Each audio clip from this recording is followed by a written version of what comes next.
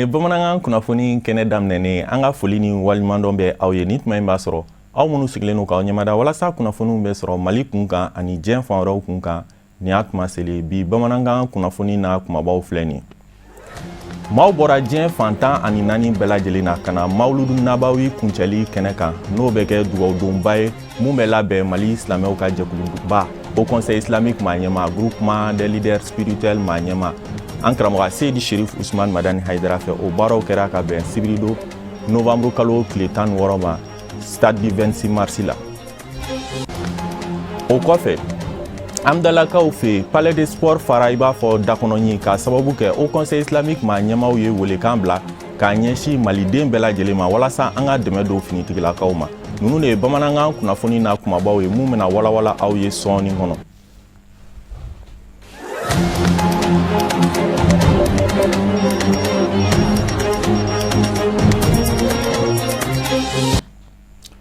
Aw dangana Alsilamɛya dɛmɛtɔn Ansar ɲɛmaw ye fɛɛrɛ ni dabali bɛɛ lajɛlen de tigɛ walasa Mawuludu Nabawi n'o ye an kuntigi Muhamadu kisi ni nɛɛma b'a ma o ka bangeli sankunbɛn ɲɛnamayali mun bɛ kɛ Mali silamɛw ka jɛkuluba au Conseil islamique maa ɲɛma groupement des leaders spirituels maa ɲɛma an karamɔgɔ Seydi Cherif Ousmane Madani Haidara fɛ 26 mars la a baaraw ka don hɛrɛ la ka bɔ hɛrɛ la. Fadi ɲɛma bɛ an ka ɲininikɛlaw ka kuma galamani na an ka ɲɛmadaw fɛ. An bɛ Ala tanu ka Ala barikada ka nɛɛma ni kisi ɲini Ala fɛ k'a kɛ an kuntigi Mohamed kan ka dugawu kɛ an ka sababu ɲuman ye min ye Seydi Cherif Ousmane Madani Haidara ye a n'a ka denbaya bɛɛ lajɛlen. An bɛ dugawu kɛ an karamɔgɔ ye sijan ni labanko ɲuman Ala ka di an karamɔgɔ ma, Ala ka an karamɔgɔ kɔlɔsi, Ala ka an karamɔgɔ kisi. An karamɔgɔ bɛ fɛ silamɛya ye kɛ ɲɛ ma an b'a ɲini Ala fɛ Ala k'a kɛ ten. A bɛ fɛ Ansar dini yɛrɛ ye kɛ ɲɛ ma an b'a ɲini Ala fɛ Ala k'a kɛ ten. Ala ye an yɛrɛw kɛ an karamɔgɔ nɔfɛ tugubaga ɲuman ye. O la kuma jan tɛ yen. Pèlerin minnu nana Mawuludu la ɲina an bɛna olu hakɛw fɔ waati cogo kama. O la pèlerin minnu nana les membres des pèlerins 1148 637 pèlerins. Mɔgɔ 100 ani mɔgɔ 48 ani 137. Misra ka recensé ɲinan 2019 Mawuludu la. Cɛw les hommes 75 453 membres. O ye mɔgɔ 76 ani 453. An balakaw les femmes 73 184 pèlerins. Min ye mɔgɔ 73 ani 484. O la jamana minnu ye an karamɔgɔ magɛn ɲinan Mawuludu 2019 la o ye jamana 29 ye. An ka udu minnu ye kɛnɛ sɔrɔ ɲinan an karamɔgɔ fɛ Bamako yan ka na Mawuludu ɲɛnamaya o bɛnna 1375 udu min ye an ka prêcheurs ye mɔgɔ 1000 wajulukɛlaw mɔgɔ 1376. Maintenant an ka wajulukɛlaw ye baara min kɛ ɲinan san kɔnɔ a bɛnna 56 203 personnes. Mɔgɔ minnu ye wajulu hakɛ min kɛ 56 203 personnes. Wajulukɛ hakɛ 76 ani 203. Bon minnu ye wajulukɛla ninnu lamɛn n'o ye baya kɛ o karamɔgɔw bolo o bɛnna 151 551 personnes. Mɔgɔ 100 ani mɔgɔ 50 ani mɔgɔ 1000 ani 150 ani mɔgɔ 1. Donc o kɔfɛ an ka baarakɛlaw n'u ye sécurité organisation kolabɛnlaw ani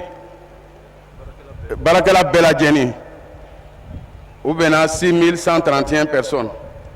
Mɔgɔ 6000 ani mɔgɔ 131. An b'a ɲini Ala fɛ Ala ka an bɛɛ lajɛlen sara. Cɛ o cɛ nana ni kɛnɛ ni ɲɛnama ye an karamɔgɔ fɛ yan an karamɔgɔ bɛna dugawu min kɛ an ye Ala ka dugawu minɛ an ma. An yɛrɛ fana bɛ dugawu min kɛ an karamɔgɔ ye su ani tile an b'a ɲini Ala fɛ Ala ka dugawu minɛ an karamɔgɔ ma. An kuntigi Muhamadu kisi ni nɛɛma b'a ma o ka bangeli sankunbɛn ɲɛnamayali baaraw hukumu kɔnɔna la. Fadi ɲɛmaw ye jɔnjɔn di kɛ k'a ɲɛsin maabaw ma o maula Mali islamɛw ka jɛkuluba au conseil islamique ma ɲɛma groupement des leaders spirituels ma ɲɛma alisilamiya dɛmɛtɔn ansaru ɲɛjɔyɔrɔ an karamɔgɔ Seydi Cherif Usman Madani Haidara tun bɛ o maula Samayira Sanogo ani Nun Kone ka sɔrɔlen don.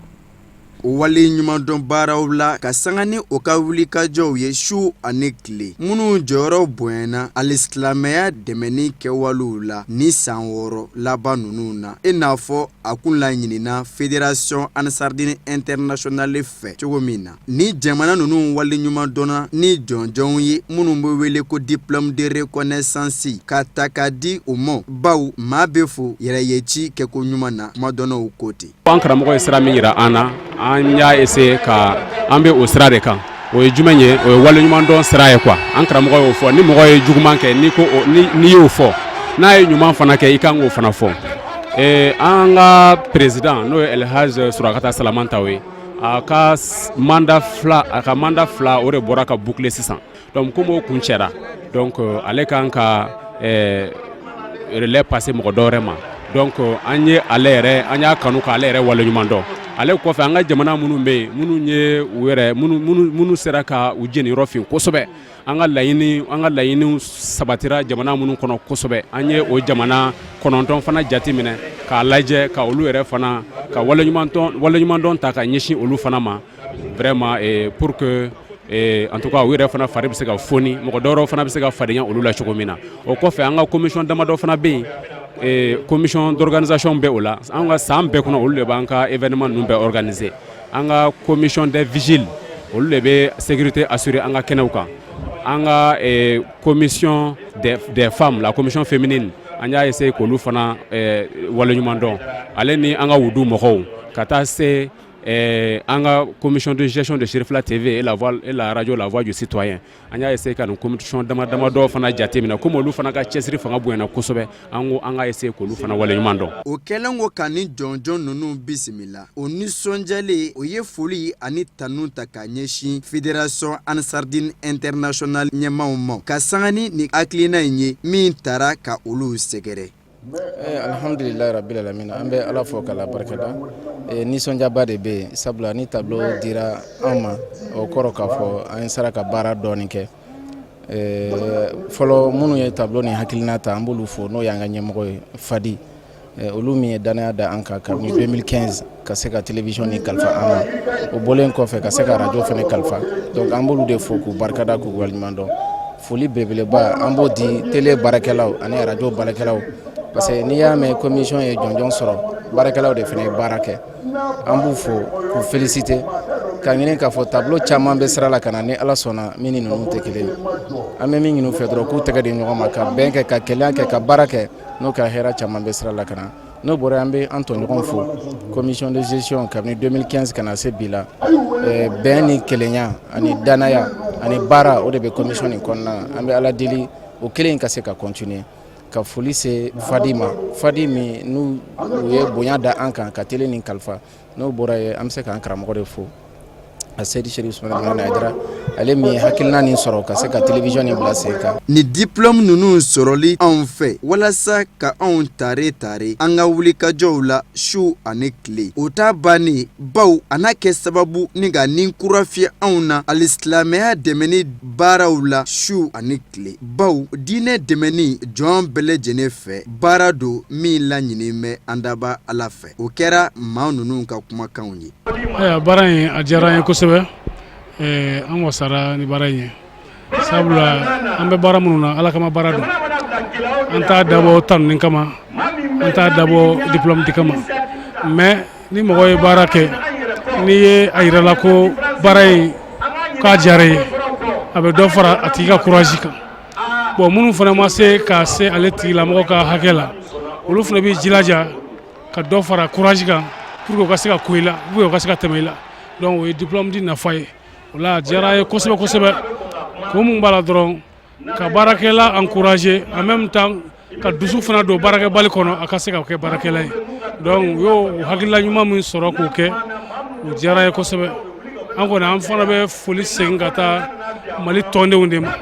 Surakata Salamantaw o min bɔra ka san 6 kɛ fadi ɲɛmaaya la ɲinama kɛ hɛkɔ diplôme de reconnaissance fa ka taa se médaille la o taara fédération ansardine internationale ɲɛmaw fɛ k'a di an fa an'an karamɔgɔ a Seydi Cherif Ousmane Madani Aidara mɔ a k'a ta k'a di Surakata Salamantaw mɔ waleɲuman dɔn la ka sanga ni a ka cɛsiriw ye wulikajɔw kɔnɔna na Fédération Ansardine Internationale yiriwali baaraw la a ka ja alisilamɛya dɛmɛni baaraw la ka sanga ni o de jɔnjɔn ye a ye a ka nisɔndiya ani ɲagali yira ne k'a yira k'a fɔ ale bɛ ansaru bɛɛ lajɛlen ka bilaw la su ani tile. Min fɔ dɔrɔn an b'a fɔ ko nisɔndiyalen don bi wulada in na ni mɔlidu kuncɛli ye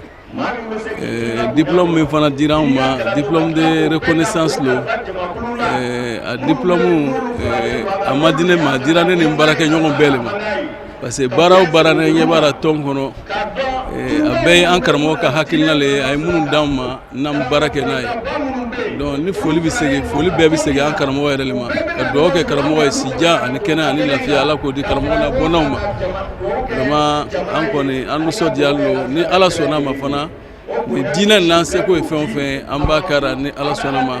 fo ka taa se an ka nɛnɛkiri laban ma inshallah. K'aw ladɔnniya k'a fɔ nin waleɲuman dɔn baara min kɛra ka sanga ni duwawu kalan baaraw ye stade 26 mars kɔnɔna na Bamako yan jamana 9 ne gɛrɛsɛgɛ donna a diplôme de reconnaissance la fa ka taa se commission 6 fadi kɔnɔna na président sortant Surakata Salamantaw ne k'a sɔrɔ k'a baaraw bɛɛ lajɛlen kuncɛ ni jɔnjɔn dili ye Mali silamɛw ka faraŋaɲɔgɔn tɔnba au conseil islamique du Mali ma ɲɛma Mali diinɛ ɲɛma u ka faraŋaɲɔgɔn tɔnba groupement des leaders spirituels musulmans du Mali ma ɲɛma alisilamɛya dɛmɛtɔn anisaruw ɲɛjɔyɔrɔ an fa an'an karamɔgɔ a Seydi Cherif Ousmane Madani Aidara mɔ ni jɔnjɔn fila ye baw kelen tara ka di a mɔ fadi fɛ a tɔ kelen dira a mɔ RDC silamɛya dɛmɛtɔn anisaruw fɛ. Sibirido novembre kalo tile 16 maaw bɔra diɲɛ fantan ani 4 bɛɛ lajɛlen na ka na stade du 26 mars la kɔnɔna la sendayɔrɔ tun tɛ kɛnɛmala fara i b'a fɔ dakɔnɔ ye a kun tɛ dɔwɛrɛ walasa ka na mawludu nabawi dugawudon kɛnɛ kan mun bɛ ɲɛnamaya Mali silamɛw ka jɛkuluba au conseil islamique ma ɲɛma groupement des leaders spirituels ma ɲɛma alisilamɛya dɛmɛtɔn ansaru ɲɛjɔyɔrɔ an karamɔgɔ Seydi Cherif Ousmane Madani Haidara fɛ hali bi Samayira Sanogo ka sɔrɔlenw don.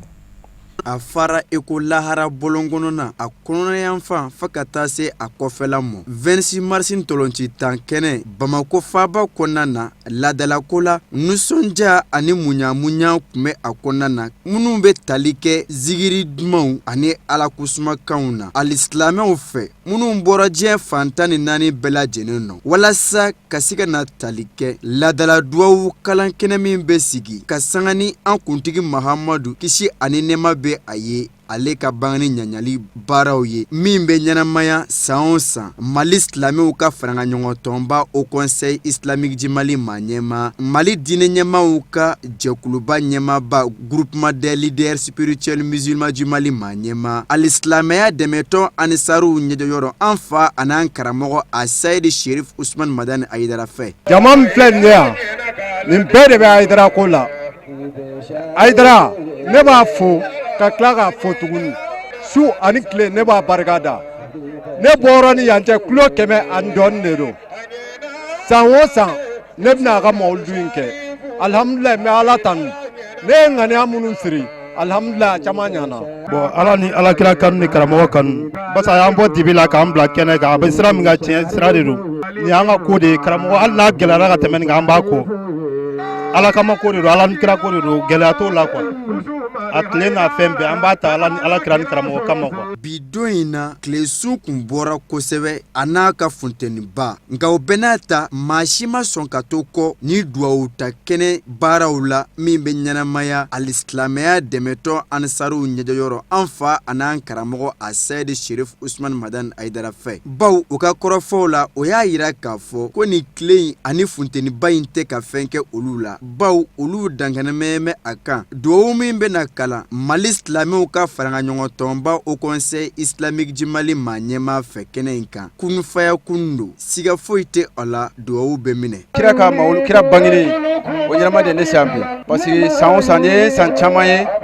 an bɛ san 6 7 bɔ bi n bɛna mawuludu la san o san an karamɔgɔ fɛ yen sabu san o san ni nana n bɛ fɛn kura ye a la n ma deli ka mun ɲɔgɔn ye bon a ye courage don na a bɛ dɔ fara an ka limaniya kan don o don an bɛ Ala fo k'Ala barikada k'an karamɔgɔ yɛrɛ fo sijan ni kɛnɛ bɛ Ala bolo k'o di an karamɔgɔ ma Ala k'a mɛn sira kan Ala k'a yɛrɛ mɛn an ɲɛfɛ. Ni duwawu dɔ kɛnɛ min bɛ sigi Mali silamɛw ka faraɲɔgɔn tɔnba au conseil islamique du Mali ɲɛma Mali diinɛ ɲɛmaw ka faraɲɔgɔn tɔnba groupement des leaders spirituels musulmans du Mali ɲɛma ali silamɛya dɛmɛtɔ Ansaru ɲɛjɔyɔrɔ an fa an'an karamɔgɔ a Sayidi Sherif Usman Madani Aidara fɛ ladala kɛnɛ do min sanuyalen do baw Ala ko suma de bɛ kɛ yen hamina ko de bɛ ta k'o yira an daba Ala la ka sanga ni Mahamadu Musafa kisi ani nɛɛma bɛ a ye ale ka bangani ɲaɲaliw ye o la kɛnɛ do min ka sanu baw an daba Ala de ko a ye n wele a ka hamiw na m'aw jaabi. Wala foyi ma se yan ni kanu tɛ Haidara kanu le y'an se yan wala an nana hɛrɛ la o y'an kunbɛn hɛrɛ la an b'an ka jatigiw fo k'o waleɲuman dɔn wala nisɔndiyala fo ka taa se a dan na n'an ko an bɛ kuma an tɛ se ka kuma parce que an nisɔndiyala kojugu cɛ yɛrɛ la ni an ye jama ye cogo min na an yɛrɛ ka mawuludu fɔlɔ de bɛ nin ye ka na an kɔni delila ka filɛ nɛtiw la mais ne yɛrɛ déplacé ka bɔ fɔ Kuwait ka na bɛn ni mawuludu la ni Ala ka jɛ ye. An tɛ tile yɛrɛ dɔn an t'a dɔn tile yɛrɛ bɛ yen k'a dɔn Haidara ko kɔni dɔn an tɛ tile yɛrɛ kɔni dɔn Ala an tora ka tile wɛrɛ bɔ k'an sɔrɔ an tɛ tile yɛrɛ dɔn an bɛ Ala deli Ala ka caman de jira an na quoi ka bɛɛ fo maa ma se y'i se ka bɛɛ fo Ala ka bɛɛ segin yɛrɛ la an ka dugawu y'o de ye san caman Ala k'o jira an na aw yɛrɛ minnu bɛ baara la Ala k'a bolo mɛn a ka baara la. Ni kɛnɛ sanuma min kɛra sababu maa bayirika ka se ka u ka haminako dogonew ani bangenew ta k'o yira an daba Ala la o bɛ kɛ sababu ni ka dansigi Ala kira Muhamadu kisi ani nɛɛma bɛ a ye ale ka bangani ɲaɲali minnu bɛ kɛ Fédération Ansardine International ka sanga ni an fa an'an karamɔgɔ a Sayidi Sherif Usman Madani Aidara ka wulikajɔw ye a tako 35 la baara duwawu minnu kɛra fa ka taa se bato ma Ala ka o bɛɛ lajɛlen minɛ Ala ka san wɛrɛ ta yira an bɛɛ lajɛlen na. Amina yarabi Samayira Sanogo hali bi an bɛ to dugawudon kɛnɛ kan politiki mɔgɔw diinɛ ɲɛmaaw fo ka taa bila maaba wɛrɛw la olu y'u ka nimisi wasa yira an ka ɲininikɛlaw ka kuma galamani na an ka ɲɛmaadaw fɛ. Alhamdulillah ne nisɔndiyalen don kosɛbɛ ka da mawuludu kɛyɔrɔ ko kan a n'a kɛbaga ko a n'a kɛkun mɔgɔw bɔra jamana caman na ka na an faso in sɛgɛrɛ an karamɔgɔ Usman Sherif Madani Aidara sababu la minnu bɔra jamana wɛrɛw la ka na u nana anw de bonya u nana an ka karamɔgɔ bonya jira an na u bolo kunjɔra yɔrɔ min na fana o de ye tile bɔra ye Haidara kabini kunu a ko jamana bi a ko jamana sini a ko jamana a bɛ dugawu min kɛ bincogo t'a la ne bɛ min ɲini maliyɛnw fɛ dɔrɔn o de ye an ka nin karamɔgɔkɛ in lamɛn a ye mɔgɔw kunu n'a ka dɔnni ye ka mɔgɔw kunu n'a jogo ye ka mɔgɔw la kunu n'a bolola nafolo ye donc ni jamana ye an karamɔgɔ Aidara lamɛn jamana mako bɛ basigi min na o bɛ ɲɛ. Bon ne nisɔndiyalen don n bɛ Ala de tanu parce que maa o maa bɛ i bɛ nin kɛnɛ kan am diinɛ kɛnɛ de don n'i ye nin jama in lajɛ i b'a dɔn ko diinɛ de ye tiɲɛ ye Ala ta de ye tiɲɛ ye duwawu ta min fana n'a bɛ kɛ diinɛ kɔnɔ ni kɛlɛkɛ muru n'a bɛ silamɛ bolo duwawu de don duwawu min n'an b'a kɛ ni Sherif Madani Aidara n'a bɛ Ansaru ka mawuludu kɔnɔna la a y'a bonya bila groupement des civils ka hukumu kɔnɔna la duba bɛɛ lajɛlen bɛ a karamɔgɔ du bɛɛ bɛ a karamɔgɔw ka ca yan minnu bɛ yen n'olu ye Sherifkɛ jɛɲɔgɔn n'olu y'a kanu ɲɔgɔn ye minnu y'a jɛɲɔgɔn ye groupement baara kɔnɔna la an dan b'a la duwawu barika bɛ duwawu la an bɛ kɛnɛ min kan fana duwawu bɛ jaabi duwawu min jamana bɛ lahala min kɔnɔ an dan b'a la duwawu bɛ minɛ a mago bɛ duwawu de la kosɛbɛ. Tiɲɛ yɛrɛ la parce que fɛn dɔ bɛ a daminɛ i bɛ jɔrɔ n'i y'a daminɛ sani a ka daminɛ i bɛ jɔrɔ nka an na o na dɔ de bɛ fara an ka nisɔndiya kan naissance don an ko jaa nin bɛ se ka kɛ o k'a kɛ ka ɲɛ ka tɛmɛ san dɔw ta kan o ye kabako ye o ye mɔgɔw kamanagan an nisɔndiyara n'o ye n ko an t'an sigi ka denguli kɔnɔ denguli nana kɛ o fana kɛra babaliba ye an ko tiɲɛ yɛrɛ la nin fana ye ko wɛrɛ an ka ko labɛnnaw fo k'u waleɲuman dɔn o fana jama cayara k'o basigi k'o diya ka tɛmɛ naissance ta kan dugawukɛ dun ko o bɛna kɛ cogo di o dun jama ka ca an ka kɔrɔ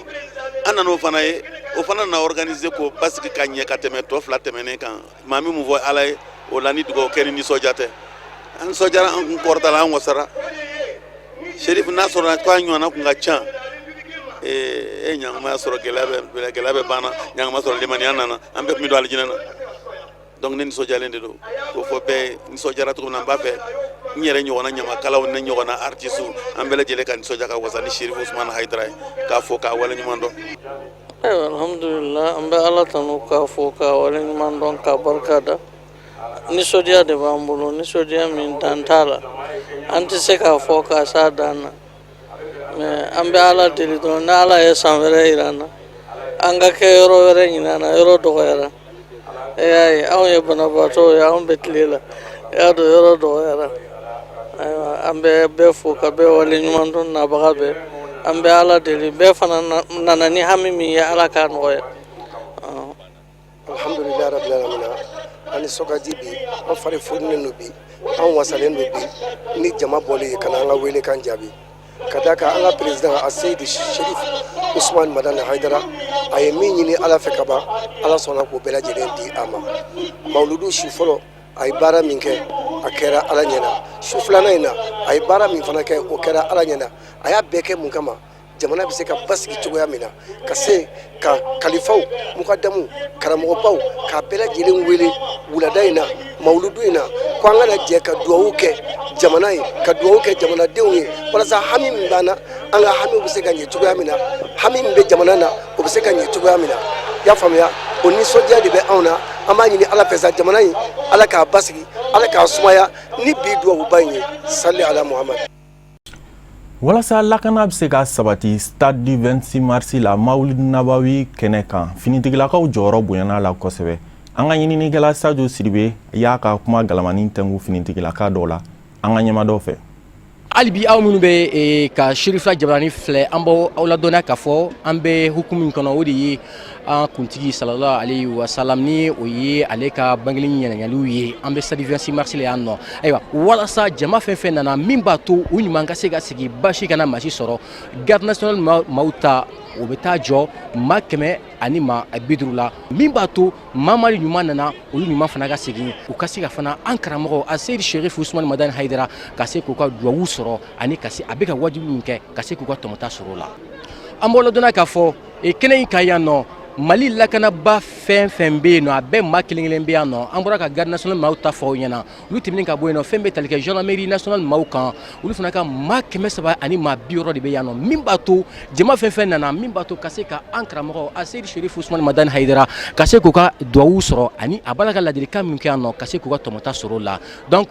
garde national o ye maa 100 ani maa 50 ye mawuludi okumu kɔnɔna na nin bɛɛ tɛmɛnen ka bɔ yen nɔ garde national ka maa hakɛ min bɛ yan nɔ polisiw ka maa hakɛ min bɛ yan nɔ gendarmerie ka maa hakɛ min bɛ yan nɔ a y'an sinsin ka se protection civile maaw ka ɲɛmaa ma ale fana bɛna dɔ fɔ an ɲɛna olu ye maa hakɛ min bila stade du 26 mars la min b'a to foyi tɛ maa si den kelen sɔrɔ aw minnu ye protection civile ye aw kelen bɛ ka maa hakɛ joli bila yan nɔ min b'a to baaraw taabolo bɛ ɲɛ a bolo cogo min na. Surɔ ta tɛmɛnen kɔ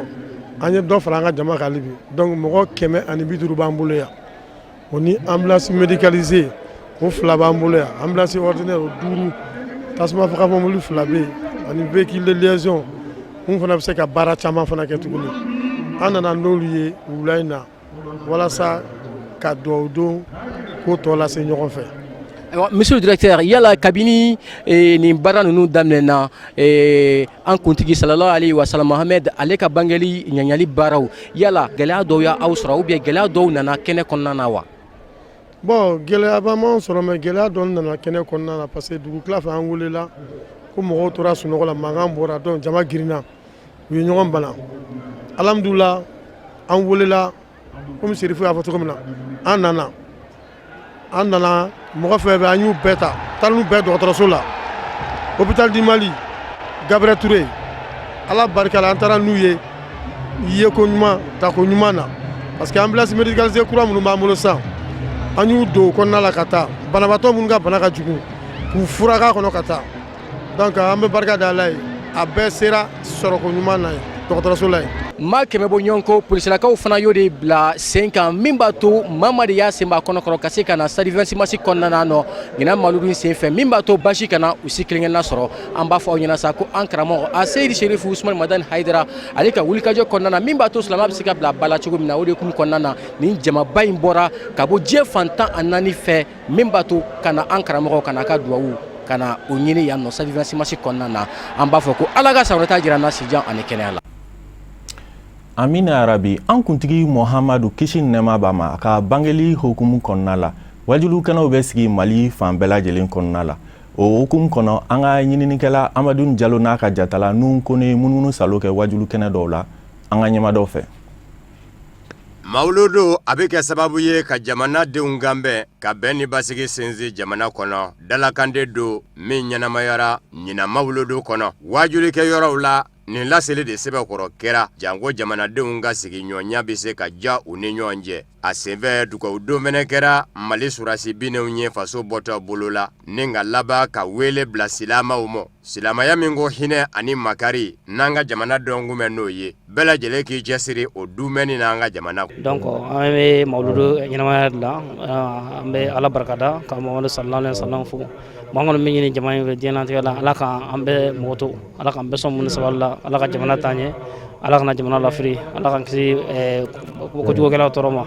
Ala ka silamɛya taa ɲɛ Ala ka firi nagasi. An bɛ se ka min fɔ bɛɛ lajɛlen ɲɛna Mawuludu ye tasibila de ye Mawuludu ye miiri de ye ka segin Ala ma toujours Ala kɛra jogo ɲumanw de bɛ fɔ nka Ala de ye fɛn kelen de fɔ Ala kɛra ye fɛn kelen de fana fɔ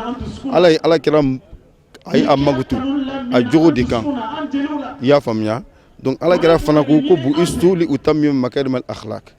donc o b'a jira na k'a fɔ jogo de kan ka taa ni jogo ɲɛna alhamdulilayi rabbil alamin Ala b'a ɲɛsin jɔnw ma nka ni jogo tiɲɛna Ala b'a kɔ don jɔnw na donc an bɛɛ ka segin Ala ma an bɛɛ ka ɲɛsin Ala ma an ka dugawu kɛ jamana ye an b'a deli Ala fɛ yarabi Ala ka an ka jamana kisi Ala k'a bɔ bolo la. Mawuludu a bɛ kɛ sababu ɲuman ye silamɛw ma u ka dugawu don kɛ ka Ala kosumaw kɛ k'a daminɛ Misabugu ka taa se fɔ Jelibugu an ka taamadenw denkundi su u sera yɔrɔ minnu na Lafiyabugu Ndomikɔrɔbugu Hippodrome wali kelen Maɲanbugu wajulikɛ yɔrɔ kelen kelen bɛɛ lajɛlen la bɛn ni basigi bɛ se ka na an ka jamana kɔnɔ cogo min malidenw ka yafa ɲɔgɔn ma ka don da kelen fɛ ka bɔ da kelen fɛ o de kun bɛ yen. Groupement mɔgɔw kan ka fo thème in choisir la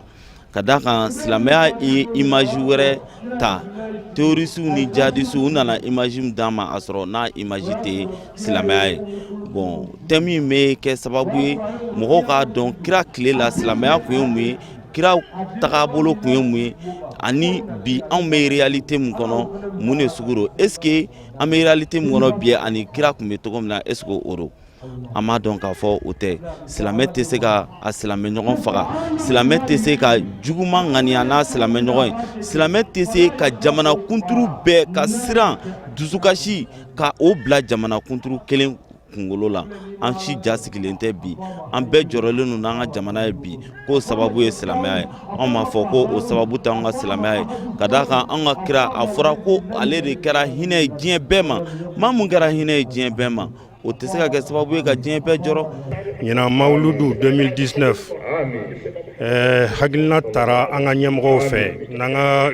silamɛya ɲɛmɔgɔba n'o ye Cheikh Cherifla Usmane Madani Haidara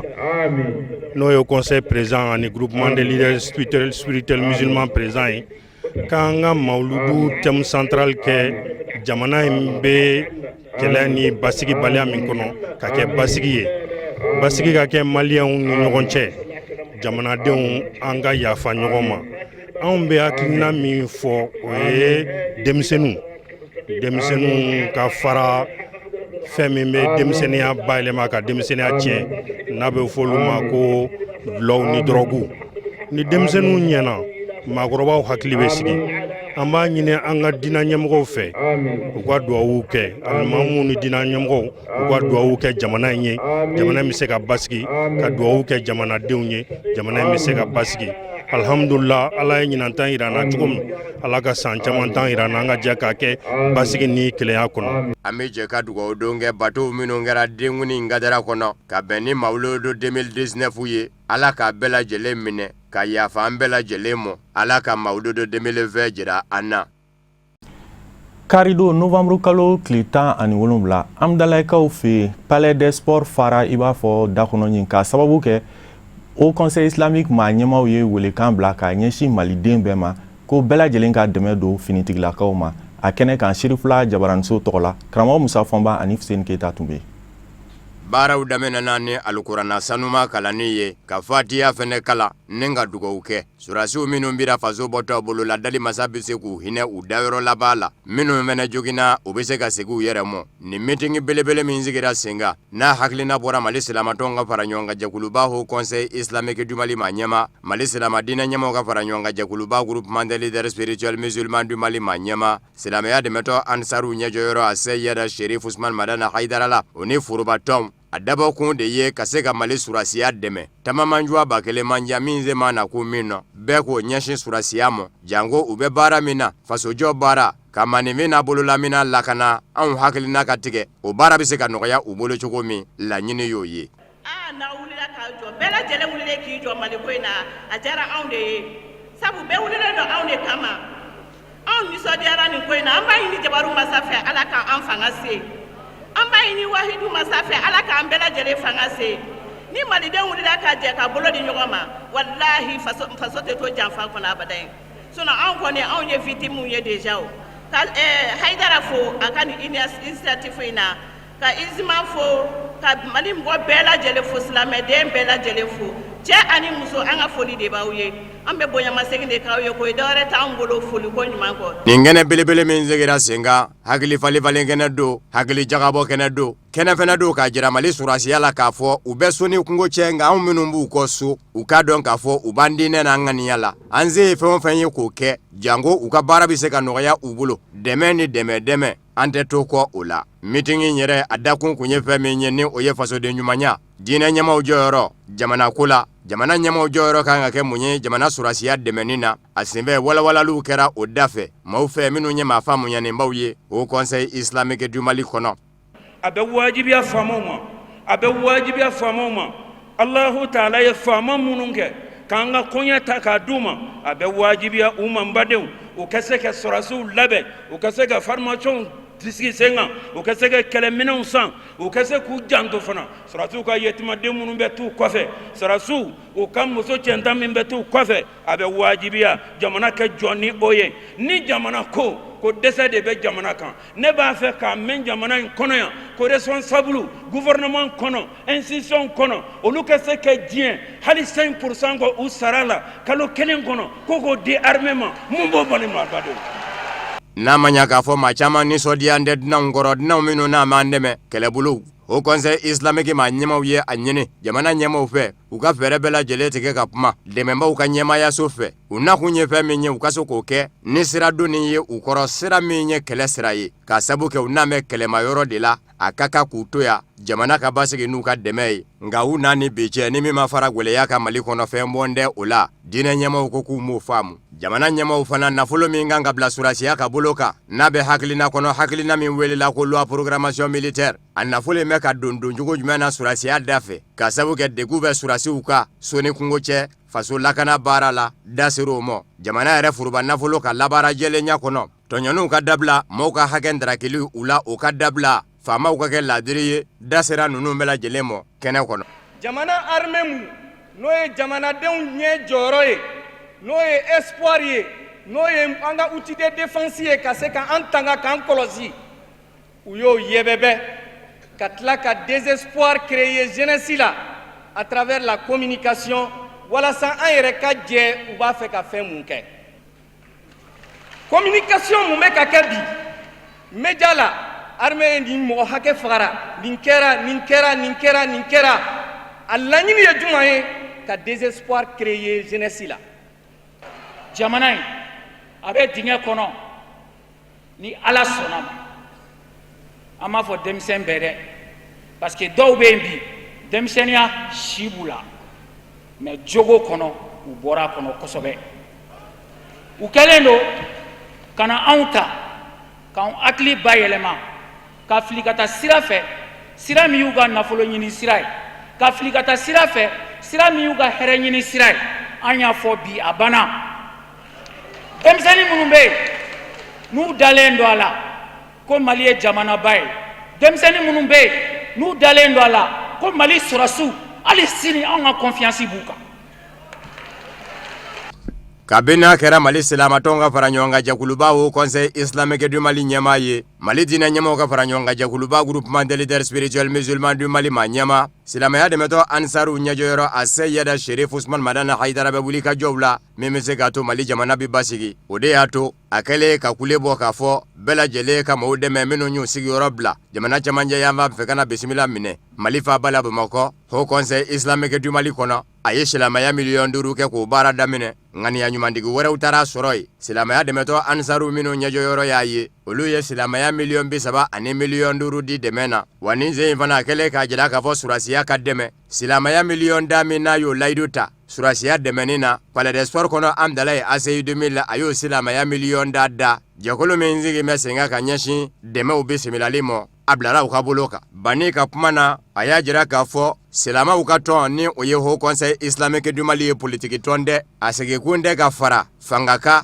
wali kelen fanga sina kan. Banaminingaladen don jamana kɔnɔ, bilasiraliw bɛ se ka kɛ cogo min, fɔɲɔgɔnw bɛ se ka kɛlɛ cogo min, ni fanga ye sira bila ka sira tilennen jira a la, ni bin kɛra maa min kan k'o tigilama ka hakɛ ɲini k'o d'o ma kodɔn ni sabali kɔnɔ. Nka politiki tɔn dɛ min bɛ suli fanga ye wali kelen fanga sinamatɔn ye, wa ko Haut Conseil islamique ka o jɔyɔrɔ min y'o ye k'a n'o kɛ k'o se a da la ni Ala ka diɲɛ ye. A Seyida Cherif Ousmane Madana Haidara burankɛ dabama ka wele sera a ma Fatiya kalanna silamɛw fɛ Ala bɛ se ka hinɛ s'a ma cogo min. Baara kun jɛra ni dugawudon ye jamana basigili la.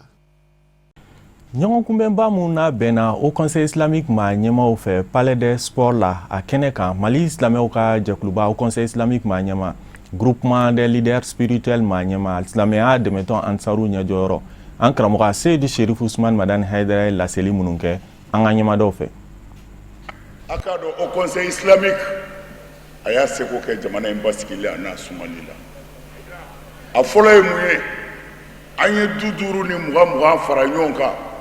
ka malo tɔnnu san k'a to a tɔ tora mun ye ko a bɛ taa di kɔrɔfɛmɔgɔw ma cogo di marifakisɛ cɛ la. Mais Haut Conseil islamique cɛ dɔw bɛ yen olu y'u yɛrɛ di Basumu min bɔra ka kuma sisan hakili la ale b'a la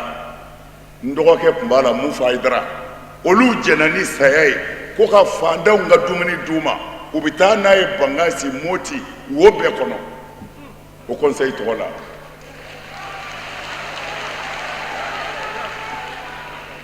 A ɲɛmɔgɔba a wari n'a dɛmɛ bɛɛ bɛ di min ma n'o de y'a président ba ye Haut Conseil kɔnɔ o ye an karamɔgɔ ye Cɔrɔnadi Cam ale jɔlen filɛ nin. An bɛ fɛ k'a fɔ Haut Conseil bɛ ka a seko la jamana basigili la ko caman kɛra a kun bɛ se ka kɛ fitinɛba ye nin jamana in kɔnɔ. Haut Conseil cɛbaw farala ɲɔgɔn kan k'a bɛɛ dilan k'a ban ji jukɔrɔ hali a kuma ma bɔ kɛnɛma. O b'u ni Ala cɛ, o b'u ni Ala cɛ. Kumana Haut Conseil bɛ yen, Haut Conseil yɛrɛ ye société civile dɔ de ye. An balimaw tilala ka fara an kan, mais an bɛ min ɲini dilali de don tiɲɛni tɛ. Mais a bɛ wajibiya an ka kuma na n y'a fɔ n'a ko ye diinɛ ɲɛmɔgɔ ye wallahi min kan ka y'aw bolo tiɲɛ don ka Ala minɛ ka kun n'a yɛrɛ ye. Wa Haut Conseil bɛ ka baara kɛ ten bi. An bɛ fɛ k'a fɔ Mali faamaw ye Haut Conseil islamique ani maliden caman u kamana gana ye. Tubabu bɛ yan, tubabu wɛrɛw bɛ yan, tubabu wɛrɛw bɛ yan. A fɔra ko ninnu bɛɛ nana de ka jamana dɛmɛ Ala ka dɛmɛ kɔfɛ. Mais nin n'a ta bɛɛ an ɲɛ b'a la an ka sɔrɔdasiw bɛ ka faga cogo la an tɛ ka foyi faamu an na. Kuma na an b'a ɲini an ka faamaw fɛ o k'a to an ka fɛn dɔ faamu mun bɛ yen de mun de bɛ yen.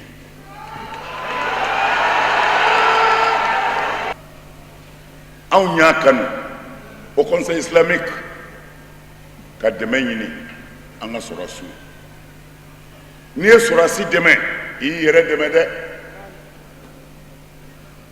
sɔrɔsi minnu sara u ka denbayaw bi yan u denw bi yan u musow bi yan hali n'a sɔrɔla gouvernement b'a seko k'u ye anw fana man kan ka ɲinɛ u kɔ ala tɔgɔ la ani silamɛya tɔgɔ la o la o conseil ka bɛnkan an karamɔgɔ y'a fɔ ye sisan ko dɛmɛ bi ɲini bɛɛ fɛ mɔgɔ o mɔgɔ bɛ se ka min kɛ an ka sɔrɔsiw ye bi pour que u ka se k'u sago sɔrɔ jamana ka lafiya o ɲininen don mais anw ka silamɛya sira kan n'i ko mɔgɔw ma a y'a kɛ a bɛ wajibiya e yɛrɛ de kan i k'i ta kɛ hali n'o ka dɔgɔ o de la an ye a kanu Sheriff Usman Madan Haidara tɔgɔ la ala ye min nɔgɔya ne ye fɔlɔ o ye 10 millions ye an ka dɛmɛ bɛɛ bɛ di min ma o ye an karamɔgɔ caman de ye a 10 millions filɛ ale min ye dɛmɛ minɛbaga ye a dira a ma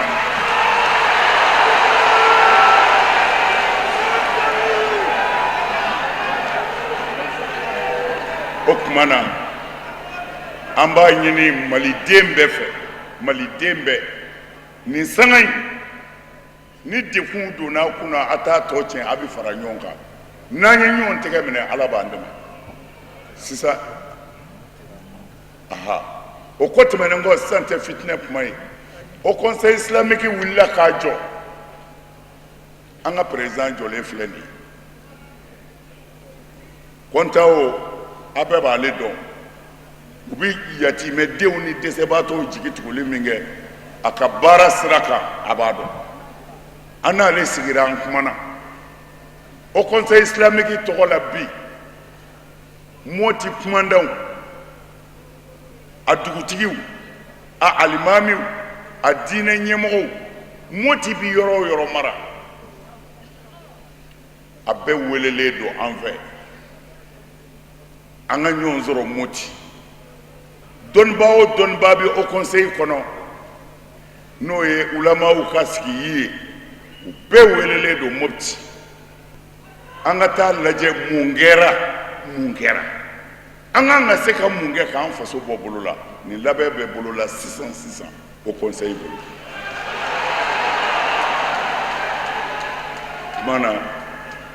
an b'a ɲini ala fɛ nin jamana in ala a kɔlɔsi ala nin jamana in kɔlɔsi jamanadenw kisi an ka sɔrɔsiw kɔlɔsi an ka sɔrɔsiw kisi jafan fɛn o fɛn bɛ kɛ e ala b'a bɛɛ kalama an ka sɔrɔsiw kisi i ka malidenw kisi i k'an kanu don ɲɔgɔn na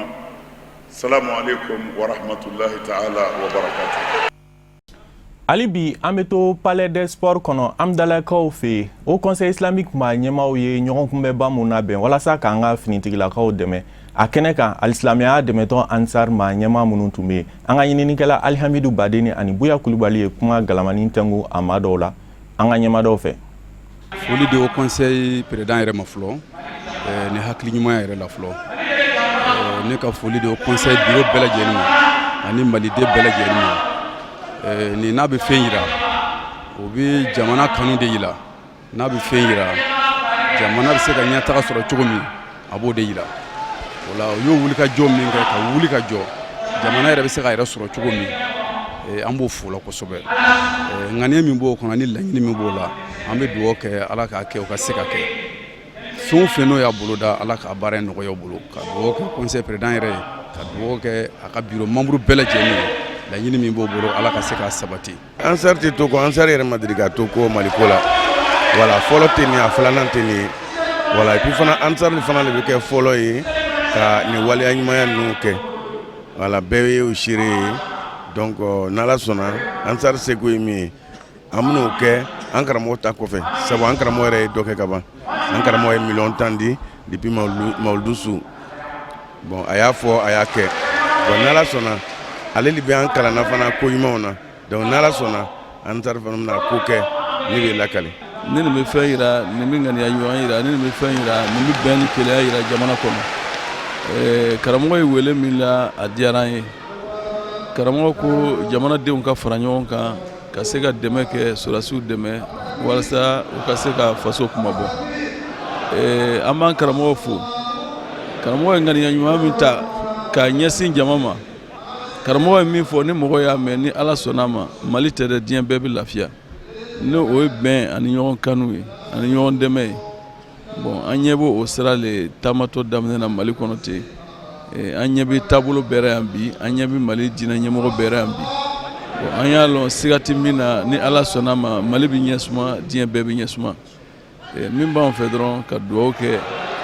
hali bi ala ka bɛnw sabati ala ka ɲɔgɔn kanu sabati